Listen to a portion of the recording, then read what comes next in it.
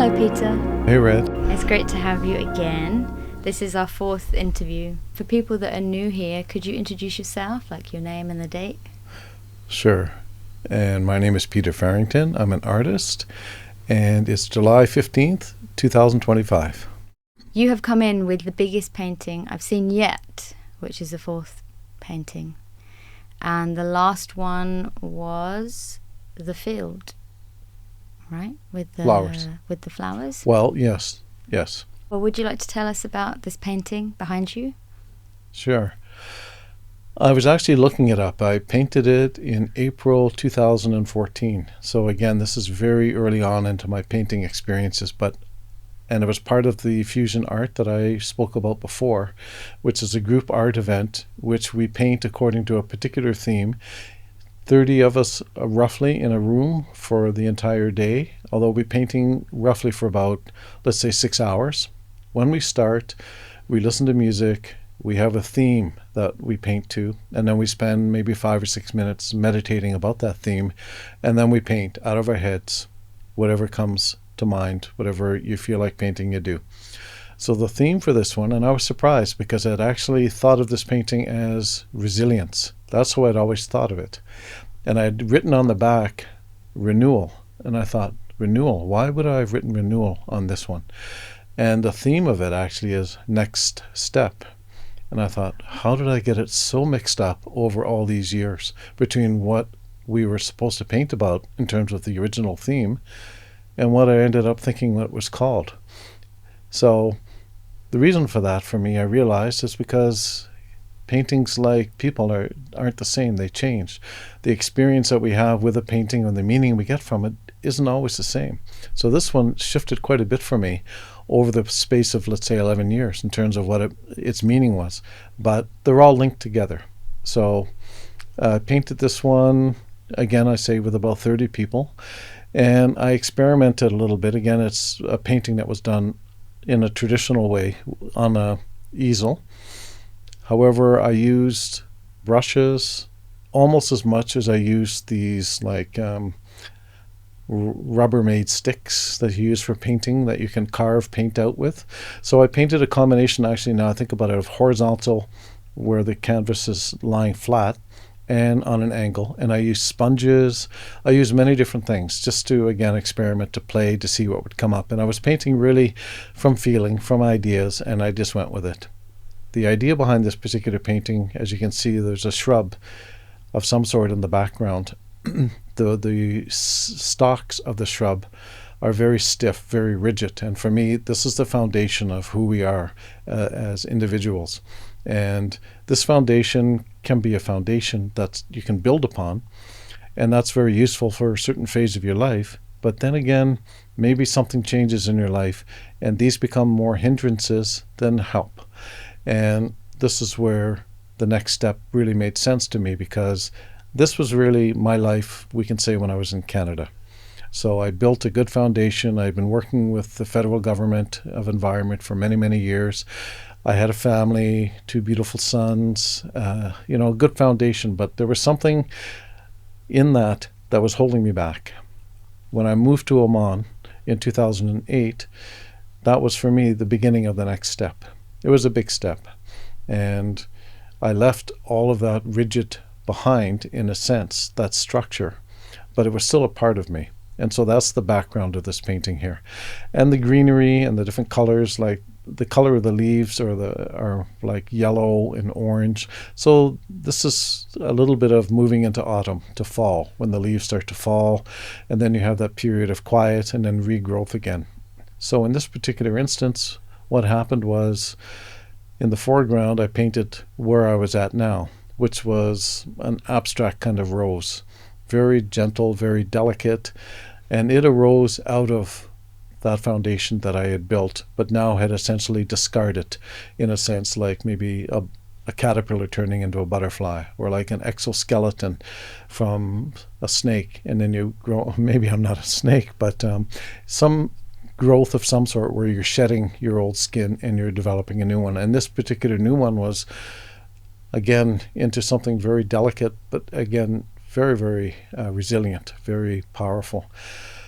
So that was the the essence of the painting and the meaning behind it. And this is why all those themes make sense to me now. The next step. Yes, the next step is there. The background was before. The rose in the front is the new step, the next step that I've taken and what's come out of that. Resilience, well, the shrub in the background is very strong and it's resilient, especially the woody parts. It'll stay there. I'm resilient too. And then what's next? The rebirth. Well, again, there you have the rose in the background. But there's a lot of personal meaning behind this as well. So it was interesting when this theme was announced, because you don't know what the themes are until you show up to this art event, the Fusion Art. With the groups, when you came here to Dubai, did you find any more groups like that, or had your painting evolved since then? Well, actually, there was Fusion Art to begin with, and then there was Paragon Art, which was a different group in Oman that I painted with. There, I would say the caliber of artists was a little bit higher. A lot of the artists there, they were members of the Oman Society of Fine Arts. And so it was a very nice environment for me to be in, to just be immersed with people that are really highly proficient in their art, but non-judgmental. So it was very comfortable to be there. When I moved to Oman, from Oman to Dubai, there were opportunities to paint in groups, but I wasn't interested, to be honest. Any particular reason? I just wasn't interested. I did do one event within the first, let's say, 6 months that I moved here. And it was like a charity art event. And this is what interested me, because there was an opportunity to give something to the community. I actually did 2 events like this within the first 6 to 8 months that I was in Dubai. And I enjoy them a lot. I do enjoy them. I can't tell you exactly why I didn't pursue these kind of ways of painting, but I just didn't. I had a lot of solitary time, which I enjoyed a lot. I would go to work, I would come home. The work days are not excessively long, and so I would have a whole afternoon I could spend contemplating, thinking, enjoying, experimenting, and this is what I did. And I just slid into it, I guess. What helped me in terms of just finding out who I am and how to navigate my life from here on in, I was introduced to with these groups in Oman, but I graduated from those classes in a way, and I was ready to move on my own. I love that. With the size of the canvas, did everyone get that size, or do you bring your own, or you pick it yourself? Yeah, you bring your own. You bring all your supplies on your own. I think there was some paint supplied, but most of the time I just used my own paint. And most other people did the same. I think it's better that way, actually. Because you're more comfortable with it. But I like to experiment, so I don't mind trying new things. Yeah. So, but it's a little bit more personal. Sometimes you would trade, you would ask other people for materials. It was a way to get to know people. This is painting is 1 meter by 1 meter. And most of my paintings are at least this size, I would say. And I have ones that are maybe 50% larger than this.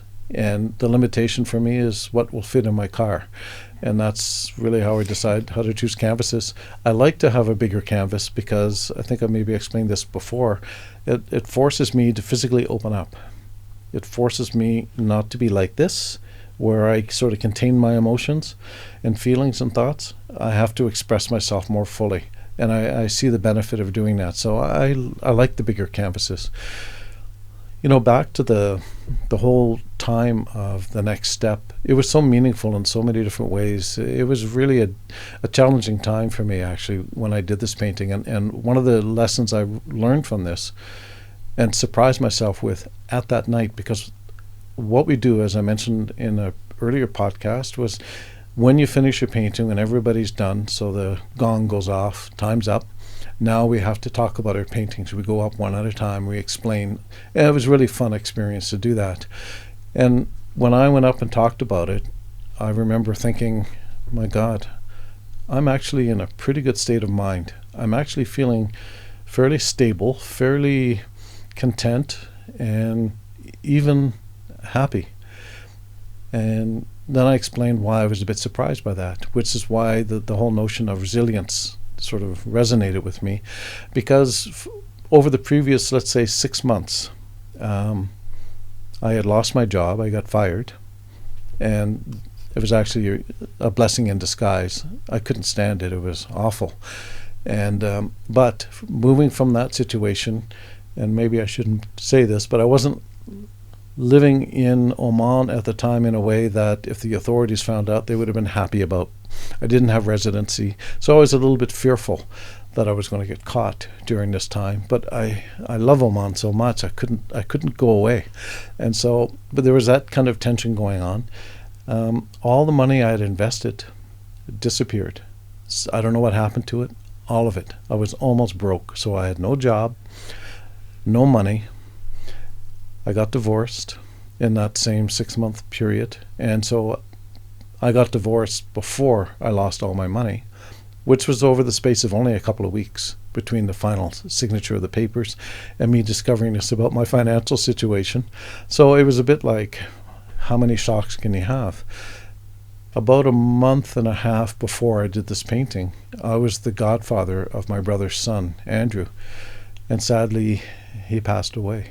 It was Valentine's, and that was really devastating for me. Really, really difficult. So this was at the same time as well.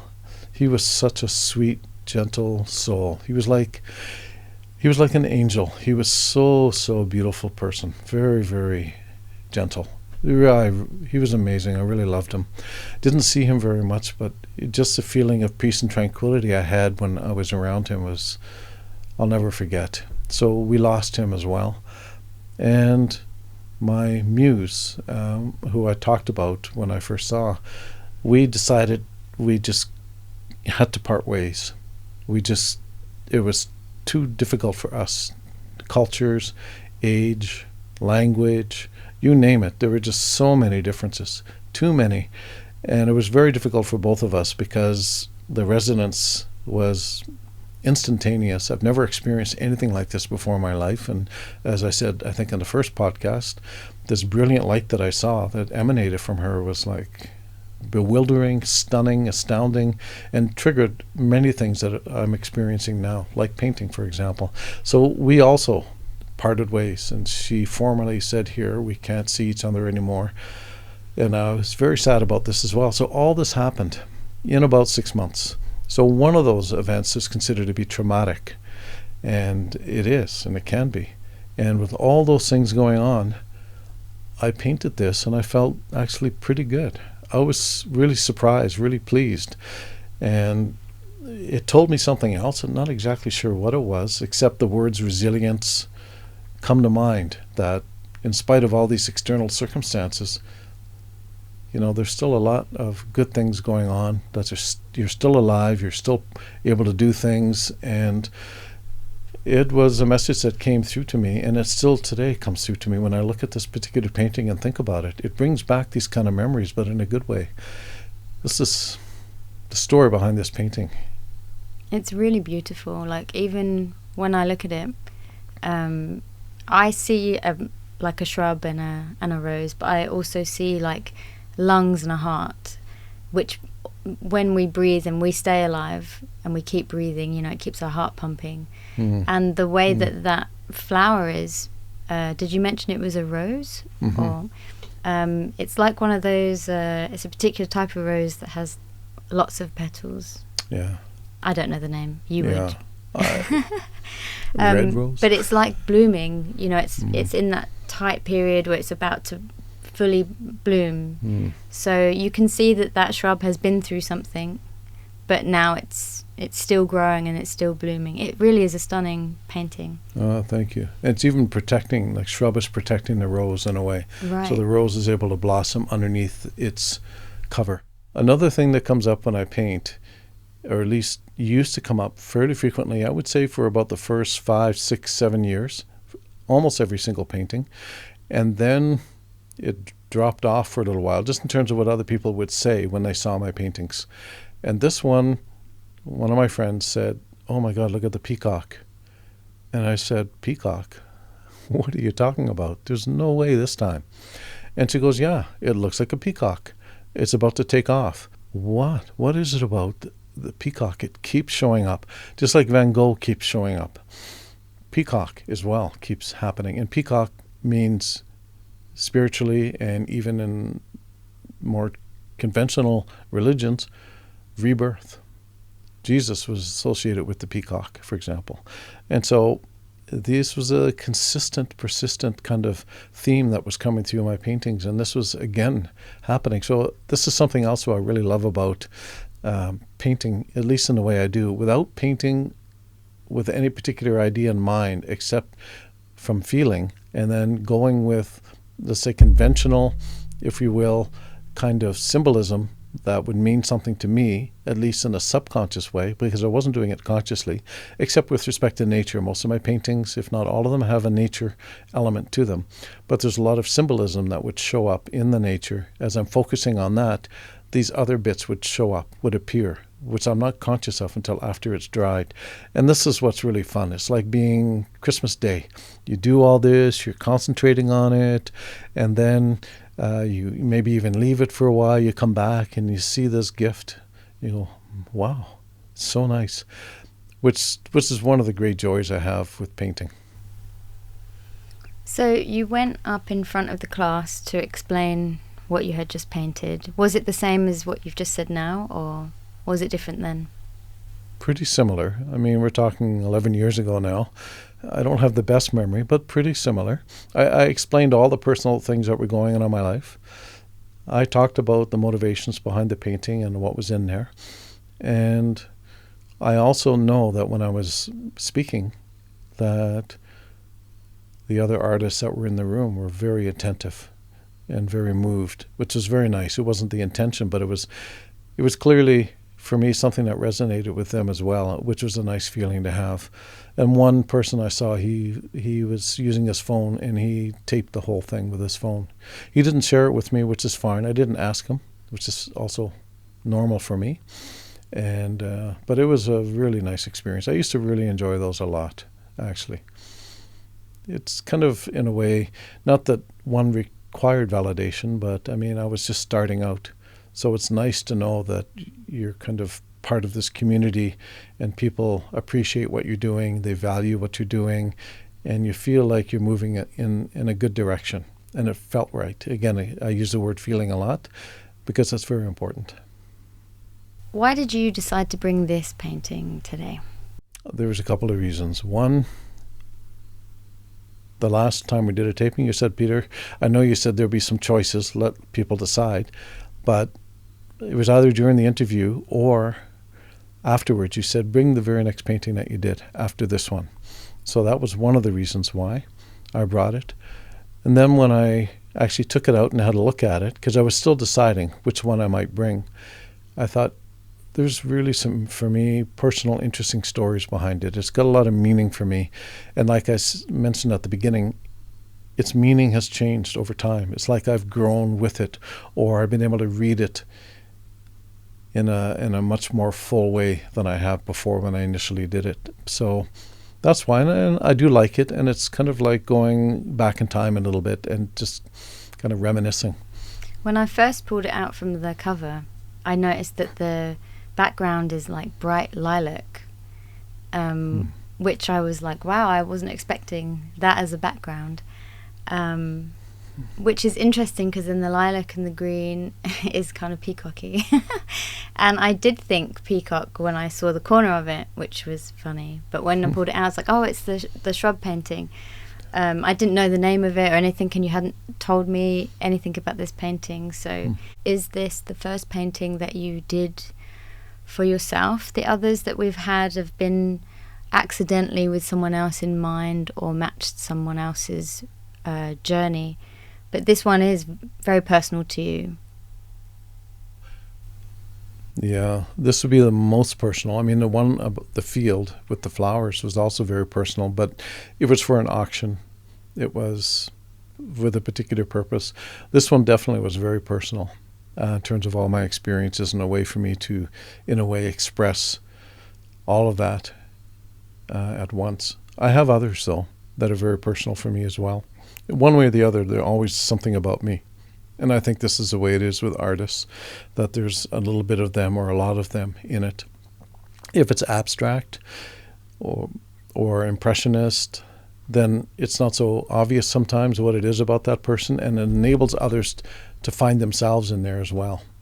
So in that way, it can be for other people at the same time. And I definitely have other ones that I've done where it's more a feeling that's more universal and more general as well. The ones that I've seen recently, they're more like cosmos, like out of space, or they're more geometrical patterns.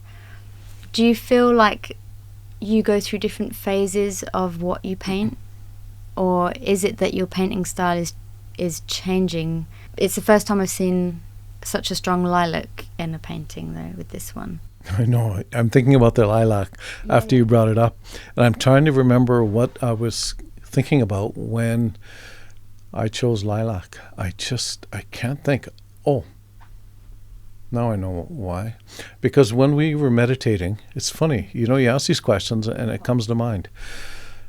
I remember when we were meditating, and you have your eyes closed after you're given the theme, and and I don't know how to meditate. I mean, nobody taught me, and not in the conventional sense. So I'd sit there and kind of go, okay, now I'll meditate. Keep one eye open, but I actually had both eyes closed. And I sat there because, I mean, like I had indicated, there were a lot of things going on. And I remember seeing a purplish light, not really a light. It was more like on a lava lamp. You know how those lights they kind of shift and move, but this was purpley color, and that's what I could see in my imagination. As have my eyes closed, I can see it, and I thought, wow, that is so interesting. But whether I took that as a cue to start with that particular color, lilac, I'm not sure, but it probably influenced why I chose that color. So that's another element about my painting. I don't know in what sense what's going to influence me. So if it's more about cosmos, because I definitely do fluctuate between the cosmos and the planet, with nature and with the stars. My paintings are often very fractal. So you could be looking at something you think is microbial, and somebody else will say, this looks like the cosmos. And so it's not with any particular intent in mind one way or the other, but I clearly see the patterns as they start to show up that, oh, well, this definitely looks more like somewhere in the solar system, or this looks like a plant. There's definitely that element to it. But then some of them, they could be like nebulas in space. You think it looks like an abstract plant, but it could be like a supernebula, something like this. So it's not anything specific to do with the Earth or the cosmos, but more to do with how certain types of energies and certain types of conscious energies manifest. And they manifest in certain forms with a certain amount of flow to them. And some of them we call alive, which we call plants. Some of them manifest as solar systems or as planets or as nebula. We don't necessarily think of them as being alive, but they have a very similar form. If you look at geology, rocks and shapes like this, very similar form, but they maybe exist for millions of years, whereas a plant will exist for maybe a few years only. So their lifespan is a little bit less, but it's a series of cycles upon cycles upon cycles, which have patterns to them. So this is getting to your point about patterns and shapes. There's common shapes, and you know this much better than I do in terms of, the different kind of geometric patterns that are formed just through sound. And sound is very important, I believe, in terms of how whatever shows up in your life and whatever shows up as life is because of the sound, because of frequencies. And this is what I feel when I'm painting. And if I'm connected to the environment, which means I'm connected also to the cosmos at the same time, then, and I'm a channel, let's say I'm an amplifier, I'm a magnet for these particular frequencies because I've tuned my radio this way, then it comes in, enough of it shows up that I feel like I need to release it. Maybe just like somebody who's very egotistical. Maybe I am too, I don't know. But somebody that's very egotistical needs to project these energies. For me, it builds up over time. And when I have the feeling and desire to express myself artistically, I do. And I just do my best to co-create. I just become the instrument, the tools through which whatever this energy that's flowing through me is expressed, and I just allow it to happen. This is why, again, I prefer to do the horizontal with the liquid on the canvas, and because that way it's much easier for me have to try and translate what I'm feeling and thinking into actual forms with a brush. I can just put it on there and let my energy work with the liquid medium, and it'll form itself. And there's a lot of science behind this now, like Dr. Emoto from Japan, for example, who, I communicated with and was actually organizing a conference, or planning to, because somebody suggested this in Oman, and he agreed to actually come. Unfortunately, he passed away a few months later, and the conference never happened, but it was amazing. And this is another wonderful thing about not just painting, but energies and how one can actually relate to another person without realizing it all the way across the planet, just because you're vibing in the same way, you're resonating in the same way. And that could be people that are living now, resonating, or you can resonate with people from the past, because their energies are still here. And you find them, or they find you, you connect with them. And this is why I believe Van Gogh keeps showing up. For some reason or another, he just keeps appearing. And I love it. Because I put the orange light on. Maybe he is the archetype of the colour orange. Well, his hair was orange, wasn't it? Yeah. So maybe, yeah. Or was he golden? Yeah, probably now. Probably, yeah. That's an inside joke, sorry. Yeah. Do you start painting according to how much time you have? For example, if you're in this class, I imagine you're going to do paintbrush and sponges more than what you normally do now, which is the pouring, because you can't leave it overnight. Do you know what I mean? Was it something that you discovered, the overnight painting, later when you became more independent? Yeah. Time was definitely a factor. The thing that was good about time is that it allowed me to force me to focus. And so knowing that I had like 6 hours, 8 hours, bang, let's see what you're going to do. And I often never had an idea. And so many times I would just start painting the background, trying to figure out what's next. There were times all I got was just the background and a little things in the foreground, and that's all I got finished. And I said, okay, well, we'll see what shows up later. And I can show you one of those paintings. You know the eye, the one that's the cover of the book? Yes, that one I started in Oman, and I finished in Dubai, actually. I didn't know how to finish it. Didn't know what was next. But I didn't force it. You had the do, and then you had the eye. Sorry, bad joke. You had the eye in Dubai and the do. Sorry. Yeah, okay. Anybody ever tell you should be a stand-up comic? No, never. Yeah, okay, that makes sense. Yeah, exactly. But so the time element was actually kind of interesting for me because I don't rush. I was gonna say, when I do paintings. Do you paint 4 to 6 hours straight? Nobody interrupts you, or do you literally turn off your phone and paint? Like, do you block the time out? Or are you just gone for like 6 hours? Like, good luck to anyone trying to get in touch. Well, there's a lot to that question. Sorry.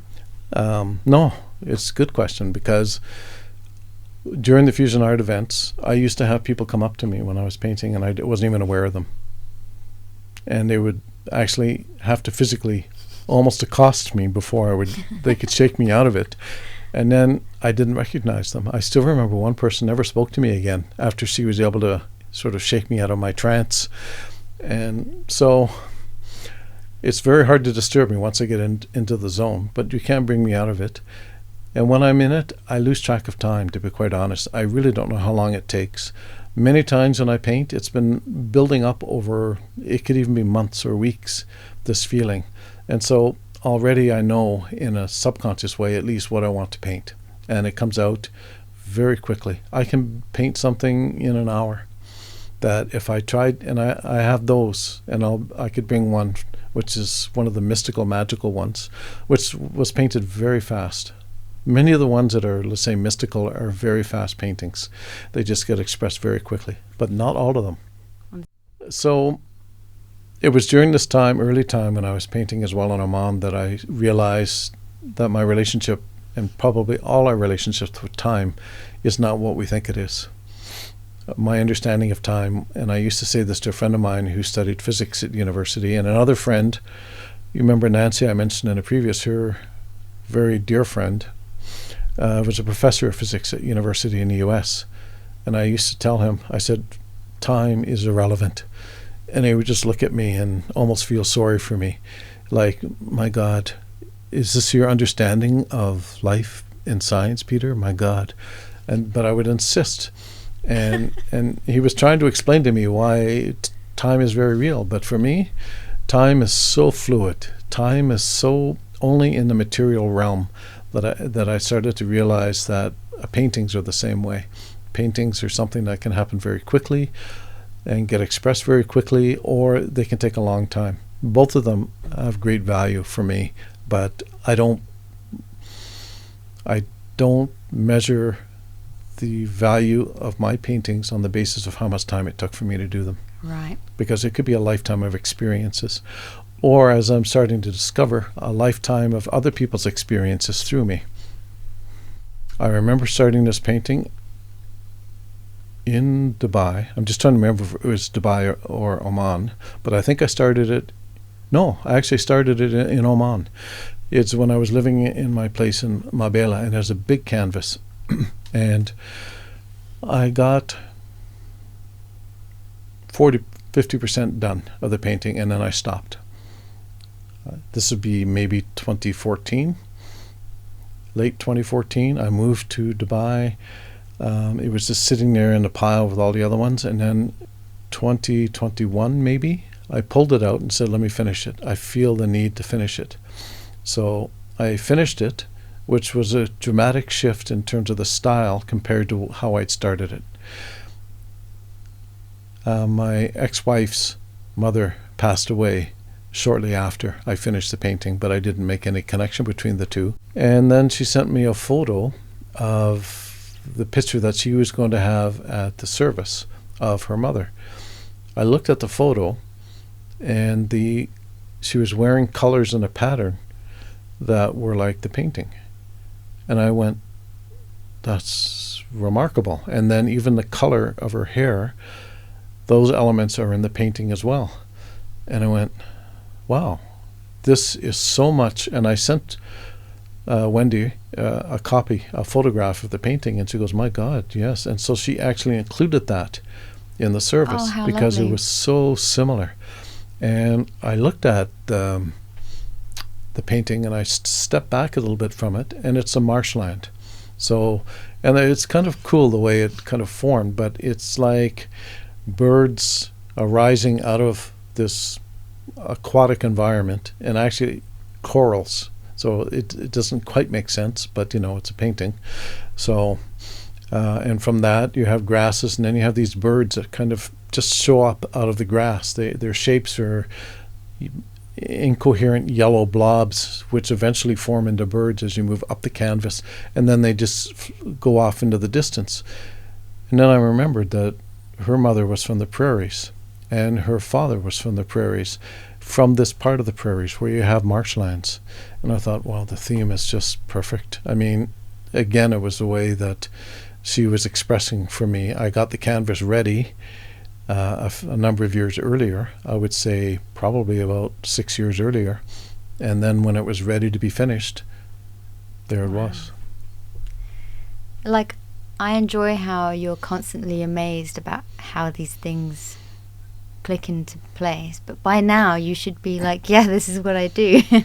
But you're always amazed at whenever you get a synchronicity of painting, or even a word of the week, or someone saying numbers, so like, this is why we enjoy having our crazy conversations about stuff, because it is fun, and it's almost becoming a tool in a way of like an archetypal or like symbolic board that we can look at to recognize ourselves in different places of our own life. It requires an openness, in my view. It requires a readiness, and these energies and feelings that come up are not always comfortable, but it's allowing them to flow out of you, because some of the times it's been a bit uncomfortable, but I just go for it anyway. I don't realize the extent to which other people find my paintings and the way I express myself open. I don't think about it that way because I'm not that guarded. And so it doesn't bother me when people say, my God, you're so open. There's so much of you in this painting. Like, I would never do that, is what they're saying to me. And I'm thinking, well, lucky me that I'm this way. And I do love the fact that I love these surprises because it's like Christmas Day every day, multiple times a day. It's really, really nice. And I'm thinking, this is what life is all about. I can't imagine becoming indifferent to this, because imagine here you are doing your daily job, you're working, driving back and forth to work. You got the usual people honking horns at you. You have dinner. Yes, okay, here we go. Wash the dishes. You go watch a movie. Oh, yes, very nice. It's nice. But then you have these magic moments. And the contrast between ordinary life, so to speak, and these magic moments, it's like amazing. I love it. Yeah, I think two things that I've taken away from this particular interview is one about not shedding or hiding or doing away with who you used to be, but integrating it as part of you, of what you become, and celebrating it all. So not forgetting like where you come from and who you were, because a lot of people, they want to move on and just forget about their ex, or they want to forget about this time of their life where they were homeless or whatever, it could be any type of thing. I was homeless. Exactly.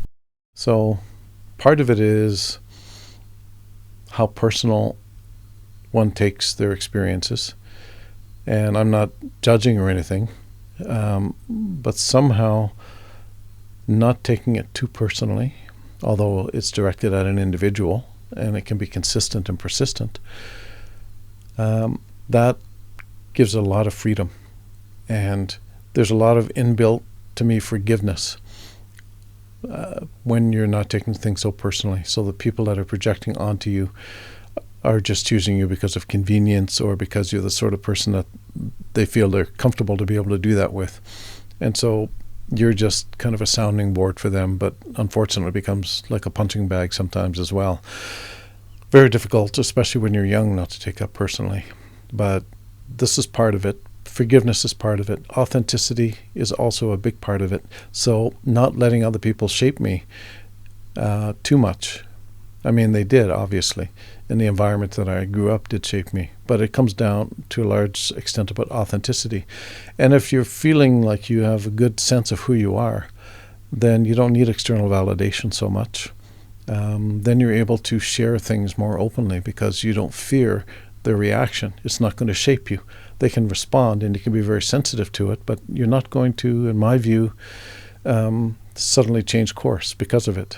I know who I am. I can tell not by anything else but my experiences and how I feel about myself.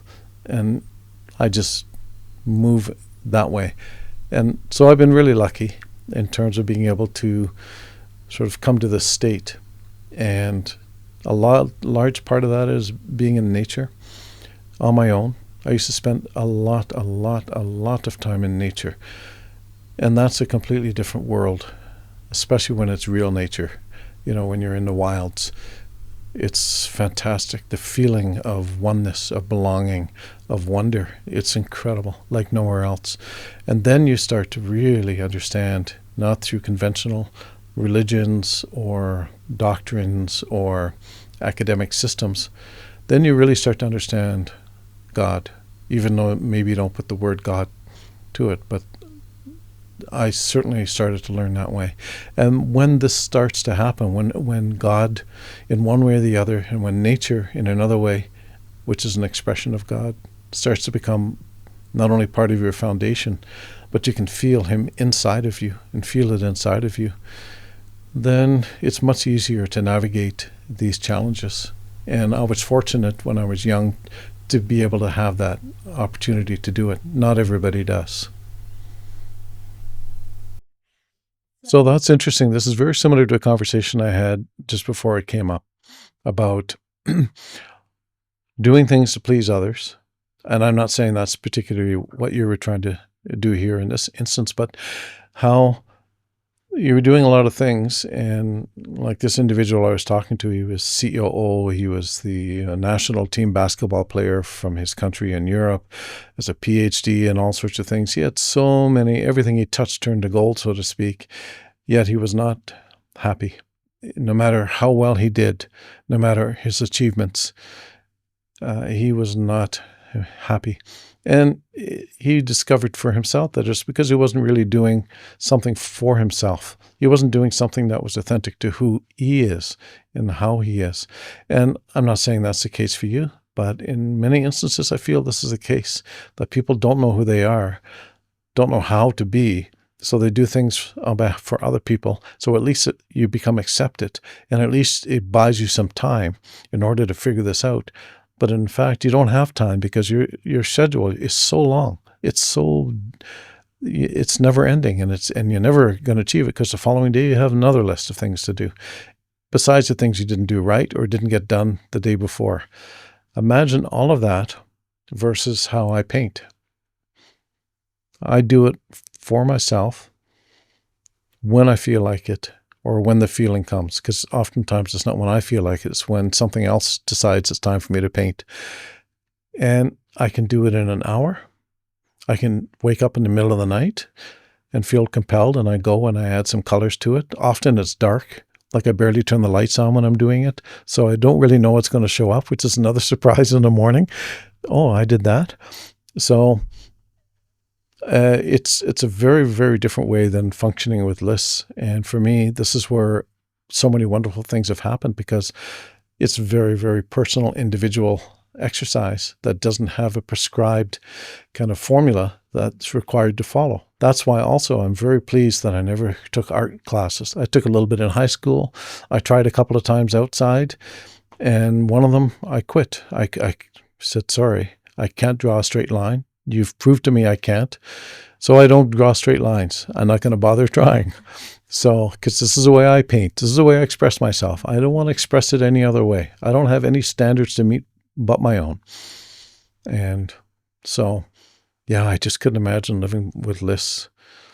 I know my bosses wish that I I did. But one of my favorite quotes, I think it's Lao Tzu, is nature is never in a hurry, yet everything is accomplished. It's one of my favorites. Yeah. I mean, this is so true when you think about AI. AI is, again, about what's the rush. Yes. I mean, it's about rush. It's about the speeding up of society and how people are going to feel more and more and more lost and left behind by it and disempowered by it. I do agree when it comes to corporate and that kind of empty, never enough kind of culture that's formulated within an economy of consumers.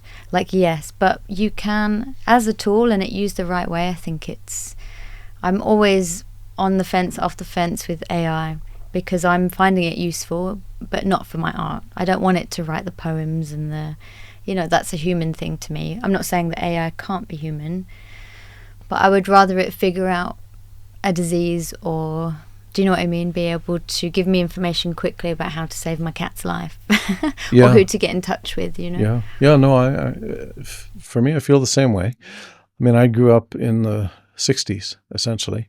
And this is a time when Star Trek, I think I've told you about this before, and AI was a big part of Star Trek. They were exploring this whole concept. And of course, we had AI back then, not as sophisticated as we have now. But I mean, it's been part of our lives. It's now just become a social media narrative, and it's got everybody panicky and upset and wondering. But it's been part of our lives to a large extent now.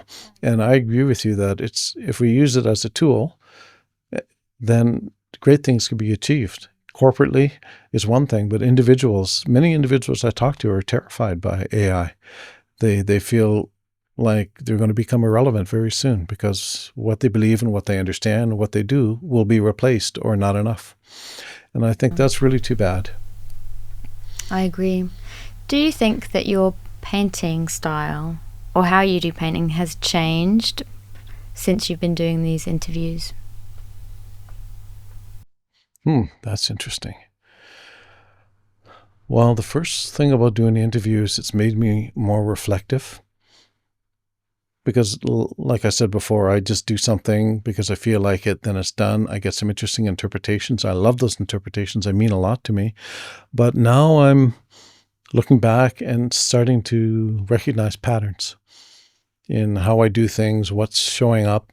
And since we started talking about it, it's but just through the process of verbalizing and the nature of the conversations and the way you ask questions, it's influencing me in terms of, let's say, patterns, like symbolisms, like symbolic patterns I'm more aware of now since we started our conversations. I'm more aware of all the things that have sort of influenced who I am and how I express my art, for example. I'm more aware of, because I never really thought about it that much in terms of the charity elements and the auctions, how this is very important for me, this notion of attachment. Because I do a painting, even though I have most of my paintings at home, you've reminded me that I don't necessarily paint them as objects to keep for myself. I do need to find a way, and this is part of the conversation as well, that's really helped with me. I need, and I know with your help, because you understand this much better than I do, to find a way to share openly my experiences, my understandings with those that are interested with my art. I don't have an ego in relation to art, and if people, I don't want to push as well, but you're helping me to understand through these conversations the benefit of expressing and talking about my life as an artist, what things have shown up through my art. And just the fact that you've asked me to do this is very nice feeling as well. Like it feels like, something that I'm doing matters. It's actually made people happy, made them thoughtful, made them think. It's had an influence. And this is not the intention. And it's really nice when you hear this and when you experience this. Yeah, people are loving these interviews. So even my mum today said that she really enjoys sitting because she makes jewellery. So she sits and listens to our interviews, and she said he's so calming, and I love his art. So thank you. Well, it's really loved, and that's in the UK. Wow, that's nice. Yeah. I wish my sons would listen to them. I'll tag them now. I'm like, hello, have you seen this? Yeah, do it. Yeah. Right, Peter. It has been an hour. Wow. Talk about time blindness. Yeah.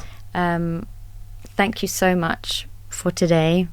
I feel like we could talk longer about this particular painting, but I also feel like the next painting is going to flow right into it because you're Peter and I'm Red. Yeah, thanks, Red. I'm already thinking about the next one. Amazing. And it's actually sitting. It's very, very different. Mm-hmm. It is very mystical one. Amazing. So this one is the only oil painting I've ever done. Wow. Okay, can't wait. Yeah. Okay. Thank you so much. Good night, Peter. Yeah. Thanks, Red. Bye. Masalama. See you next week.